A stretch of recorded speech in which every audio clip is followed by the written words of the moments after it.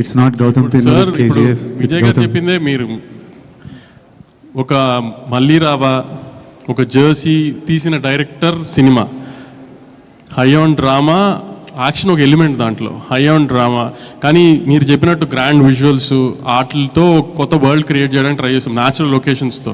అంటే ఒక సెట్ వేసి ఒక ఆర్టిఫిషియల్గా అలా కాకుండా ఒక న్యాచురల్ లొకేషన్స్కి వెళ్ళి ఒక వరల్డ్ క్రియేట్ చేయడానికి ట్రై చేసాం, చాలా గ్రాండ్ విజువల్స్తో.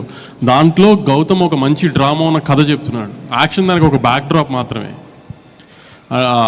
అంతేగాని మీరు అన్నట్టు వార్ జోన్లు ఇట్లా అట్లా గౌతమ్ సినిమానే at the end of the day. Vijay గారు చెప్పింది కరెక్ట్, జెర్సీ తీసిన గౌతమ్ కింగ్డమ్ ఇది. సో నేను ఎందుకు మళ్ళీ స్పెసిఫిక్గా ఇది చెప్తున్నానంటే, I don't want audience to also to come to the theatres with wrong expectation. నేను ట్రైలర్లో కూడా అందరూ ఎందుకు కథ ఓపెన్ చేస్తున్నాం అని అడిగితే కూడా మేము కథ ఓపెన్ చేసేయడానికి కారణం అదే. ఆడియన్స్ ఆ థియేటర్లోకి వచ్చేప్పటికి వాళ్ళకి ఒక ఐడియా ఉంటుంది ఏం చూస్తానికి వస్తున్నారు అని. సో ట్రైలర్లో ఏమైతే కథ చెప్పామో యాస్టీస్గా కథ, సినిమా కథ అదే. మళ్ళీ అదే స్ట్రెస్ చేసి చెప్తున్నాను, ఆడియన్స్ ఎక్స్పెక్టేషన్స్, రాంగ్ ఎక్స్పెక్టేషన్స్ లేకుండా క్లియర్ కట్గా ఇది జెర్సీ గౌతమ్ కింగ్డమ్ సినిమా ఇది.